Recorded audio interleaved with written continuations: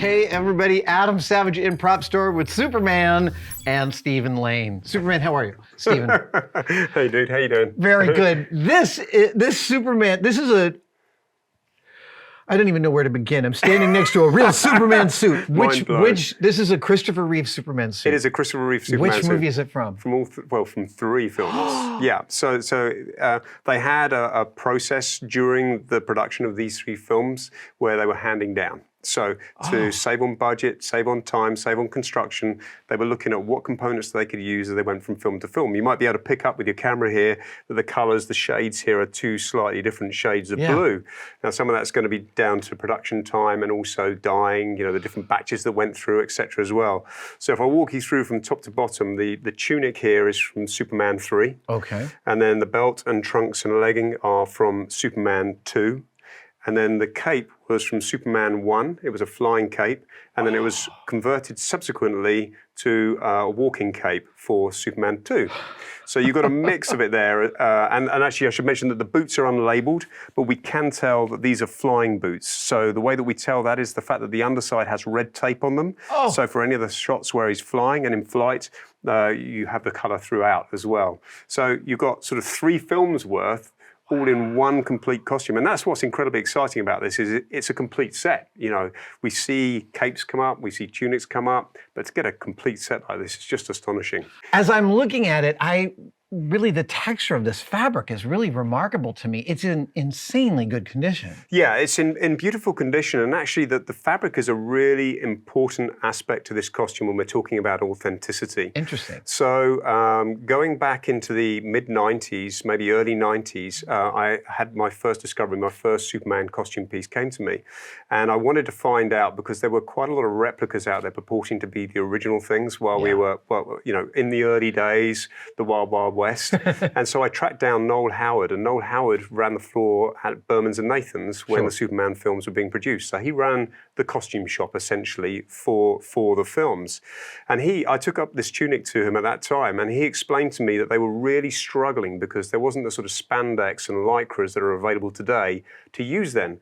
So not only did they have to have the elasticity, but they're also very, very concerned about sweat marks. I mean, you think about it, you know, as soon as you say it, you're like, okay, well, that's pretty obvious, isn't it? Because you've got a guy in high action, he's just wearing a thin layer of sort of a skin-type material. For weeks on end. And so he ended up finding this weaving shop out in Germany, actually, who weaved these for him custom, using this material they sort of pretty much invented for this film.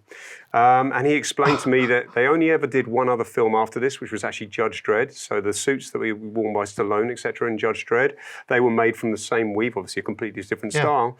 And then the company went bust soon after, and the weaving loom was broken up. So whenever I'm asked to authenticate one of these, it's the first thing we're looking at. It's looking at the material. You know, this is also fully labeled, but you know the labels can be replicated. You know, but the weave is impossible. I also didn't realize that the S symbol is not an applique. It is completely integral, and each part of it is separate sewn. Yeah, and these are. I mean, it's machine stitching, but it's all done by hand.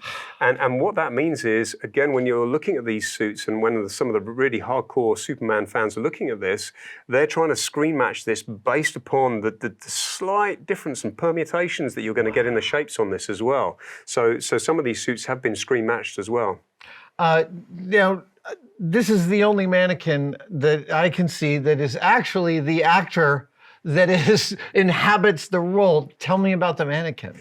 Yeah, there's a reason for that actually, and it's rare. I was actually involved with the construction of this when this particular collector who's consigned this found this. Okay. And so essentially he found it with a costume person who worked on Superman 3. It was in Milton Keynes, I think it was. We took a road trip. He wanted me to come along and authenticate it. I was like, yes, this is right. So he got really excited about it.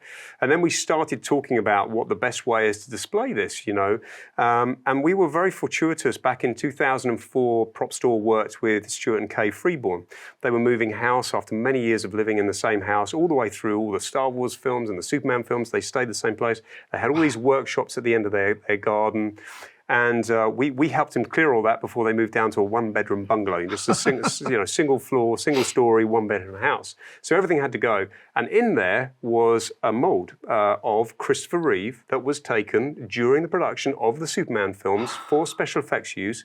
So for like the flying dummies and stuff like that. Yeah. It had a bald cap. Obviously, Chris was wearing a bald cap when it was taken. And I was like, I said to the consignor, I said, you know what we should do is we should take a cast from that. And then we got a studio technician, a guy that I've done loads of work with, a guy called Chris Barton, an incredibly talented guy. And we spent months getting this right. So he basically took a cast from the mold, then he sculpted all the hair in, then he re-sculpted the hair because I wasn't happy with it. Then I said, let's introduce a real piece of hair here. So we've got this little kiss curl here just to bring a little bit of life to it. And then we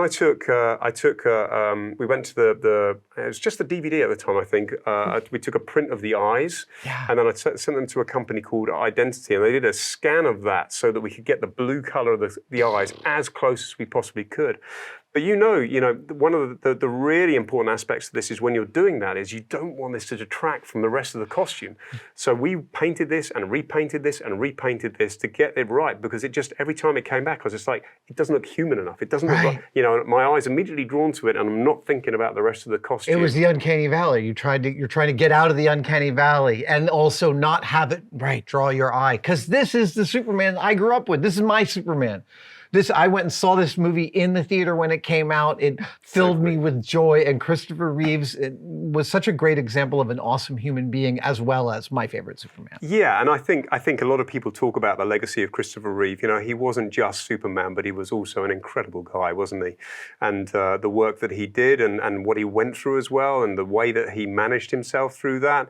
And I think for most people our age and my age, your age, I think that it's fair to say that he's the embodiment of the character, isn't he? He is always going to be our Superman. We've seen some great Superman since, but Christopher Reeve he nailed it, didn't he? There are still moments of the original film when he smiles, and the brightness of the joy on his face is still like shocking. Like you're drawn in immediately. Yeah. Now I know that, as the song says, you're not supposed to tug on Superman's cape, but I really want to take a look at this up close. You said this is a flying cape. How do you know? Right. Okay. So this, as I say, for Superman 1 was a flying cape. So what we have here, I'll just try and reach in here so your camera can hopefully see it. Yeah. So here we had some slits in the cape, which have actually then been sewn up for Superman 2. So for Superman 1, this is where the harness lines would have come in through the cables to actually connect onto him.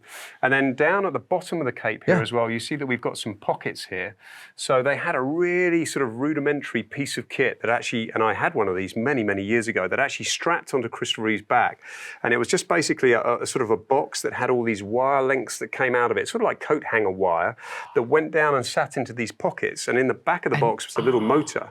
And as that ran, it just made the wires do this. And that gave some life to this. Yeah, so that's what you're looking at. That's what those are. Those pockets are to fix into that mech. And obviously they had a wind machine and they would have run that through as well, but it just brings more life to it at the same time. That's insane. It is a really unparalleled piece. It is, yeah. And as I said, one of the most exciting things is that it is the complete set there. All of the garments are labeled internally as well. So if you go into propstore.com and have a look at the full listing for this, because obviously it's difficult for us for the camera today to take them out, but we have all the labels in there as well. And that details the fact that this was made as a cape, flying cape, and then remade. I mean, that was the way that they were working through that. So that in a lot of instances, you actually see the notes on the costume labels as well, which is fascinating. I'm curious, when someone buys a piece like this, do you guys type up all that history and storytelling to give to each customer? Well, a lot of that's actually encapsulated within the write-up that we do for each lot. So it's all part of the research process and the write-up and the cataloguing that we do. Everything comes with a Prop Store certificate of authenticity, so it pins it down to coming to us from us as well. But anybody is always welcome to revisit once they've bought something from us and say, look, is there anything else? What else can you tell us? Because it's sort of impossible for us to write a book about every artifact that we're selling. And that's why we love it when you come along and visit us, because it gives us an opportunity for us to tell the stories, doesn't it? That's exactly what I love about it. Now, I remember reading about how on Superman they put this fabric on him, and even though Christopher Reeve was very worked out, the spandex, as we've learned, it it dampens everybody's muscles. So is there any original padding in this suit?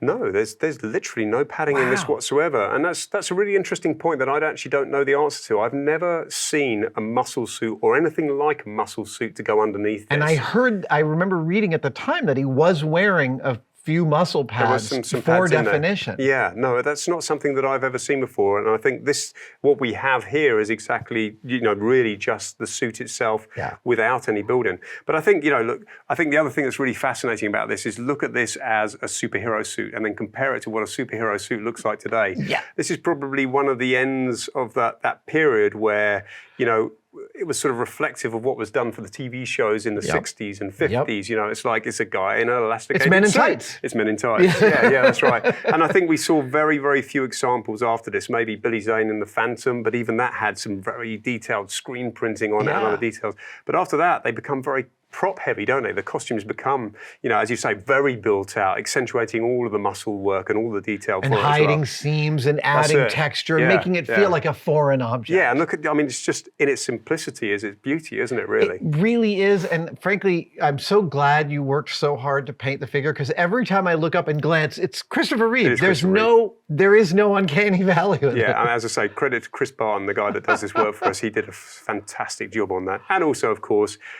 helped by the fact that it was taken from a Stuart Freeborn life cast that was taken during the production as well. So the timestamp is perfect for that era. That's a wonderful, wonderful extra bit of detail. And I just love this. This is almost like 1966 Batman type belt buckle. Yep. Yeah, again, super simple, isn't it? I mean, there's just nothing to it at all. Very basic, but incredibly effective. The auction's happening right now. It is, yes. You can bid live right now online, and then it culminates in a 4-day auction that takes place from November the 3rd to November the 6th. But we live stream around the world. It's happening in London. It doesn't matter where you are, just tune in at propstore.com. Stephen, thank you so much, man. What a pleasure. What an amazing piece.